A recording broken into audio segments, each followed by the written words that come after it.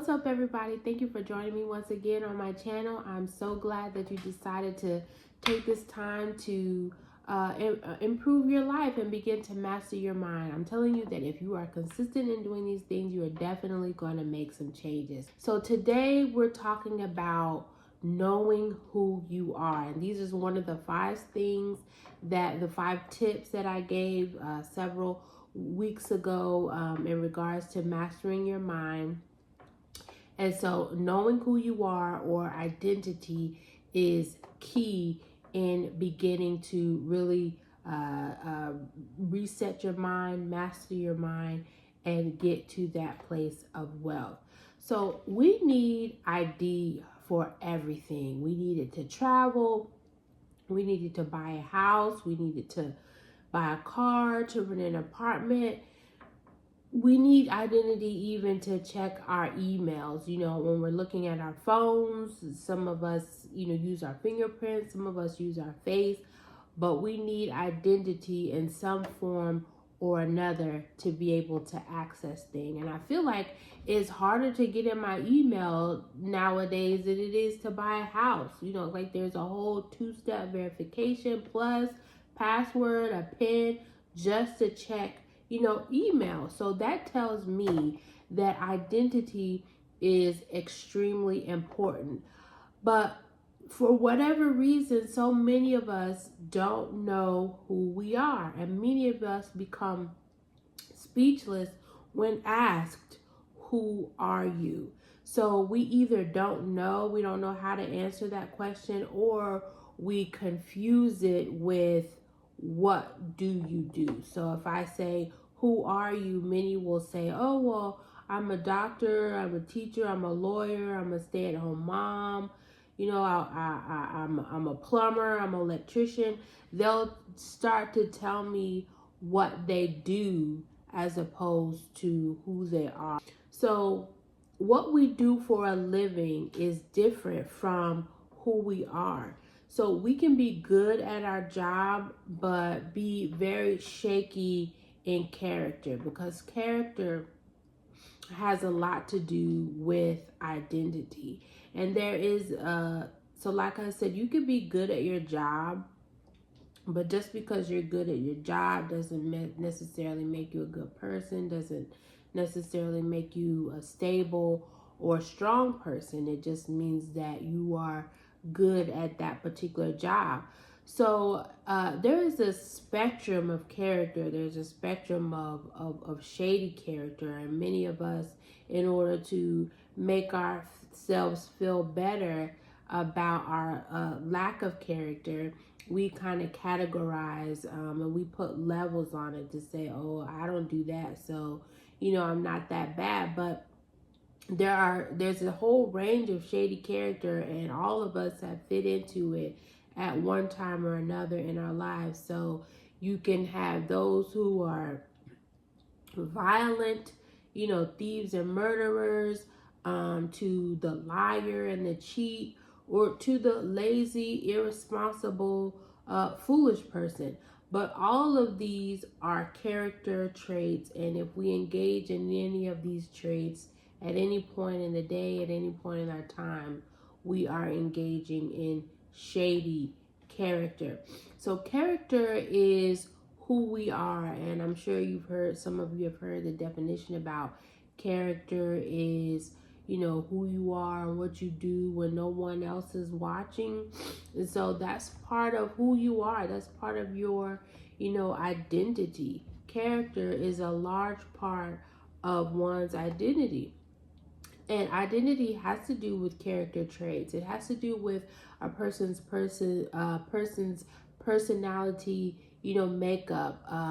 And most importantly, identity has to do with the divine ability that God has given each one of us. It's that divine part of himself that he's poured into each and every one of us. So identity shows up in how we think, the decisions we make. It shows up in how we treat ourselves and others.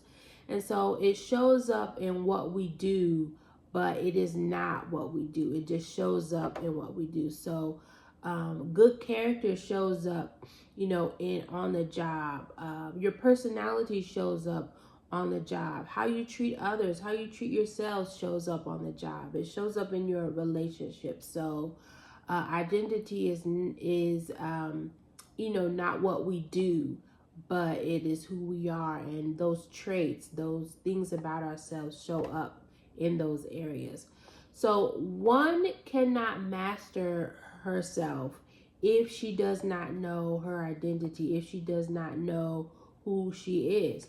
And the reason that I say that is because identity starts in the mind. And when I say mind, I'm talking about, like the soul, not this organ in our head, not the brain, but I'm talking about the mind, that place within us that determines what we think, our thoughts, our desires, our emotions, those levels of consciousness, subconscious, unconscious, and the conscious mind. All of those are part of the soul. All of those are part of the mind, and I'm using those words interchangeably. And so identity starts in that place, in the mind. And so to master one's mind is really to master their life, because no one can live outside their own mind. And the mind is where we begin to access and determine our wealthy place. So what that means is if you are in lack or poor in your mind, you will be in lack or poor in your living, whether it's financially, whether it's spiritually, mentally, whether it's in your relationships. That lack is going to show up in some area of your life because you cannot live outside of your own mind. And so if you're able to master these areas of your mind, you will master these areas in your living. So I'm so glad that you're still watching, and that you've stayed with me this far. And so because I want to tell you something, I want to give you a secret, and this secret is really it's kind of like a treasure hidden in plain sight. It's right before our eyes. We've heard it. I'm sure many of you have already heard what I'm about to say, but that you didn't really recognize the value of it. You didn't really recognize that this is in fact a secret to, a treasure. And so we cannot master our mind if we don't know, or if we don't understand how our mind should work. And when I say how our mind should work, that means how we should be thinking, how we should be responding. Because many times when we're in school, they tell us what to think. They don't necessarily tell us how to think. We don't really get taught critical thinking skills anymore. They just kind of tell us this is what this is. And many of us are kind of just go with it. We don't really ask why, we don't really ask how. But all of that is involved in how we should be thinking, how we should be responding, and how we should be responding goes into character. And so the only one that can truly master a thing is the one who created it. So if you want to know who you are and how you should be operating or living this life, how you should be thinking, how you should be responding in certain situations, we have to consult the one who created us. And so I understand that everybody doesn't, think that they were created. Some people just think, they're just, I don't know, happen to get here. But if you believe that there is a creator, if you believe that, not just a higher power in this universe, but there is actually one who created the universe and everything in it. If you believe that, then you can begin to know who you are. You can begin to master your own mind and master your own life, because you can consult the one who created you. So here's the secret. Knowing who you are begins with knowing whose you are. And so it begins with knowing who God is. So if I can begin to know who He is and how He works, how He responds, then I can begin to identify what portion of Himself that He poured in me, placed in me. Then I can begin to identify myself. I can begin to understand the strengths and the abilities, the talents, the gifts. I can begin to understand the correct way I should be responding in certain situations. I can begin to renew my own thinking and to properly think and to have a more accurate point of view in the situations going around me. So if God is the creator, the master, and you are like Him, according to Genesis chapter 1, verse 26, where it says that we have been created in His image and in His likeness, then if He is a master, a creator, then you too are a master and can become master of your own mind.